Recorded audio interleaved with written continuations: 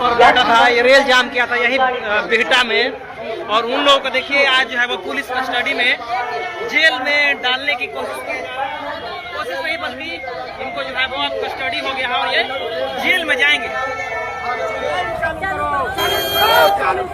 Aurangabad line चालू करो, चालू करो, चालू करो,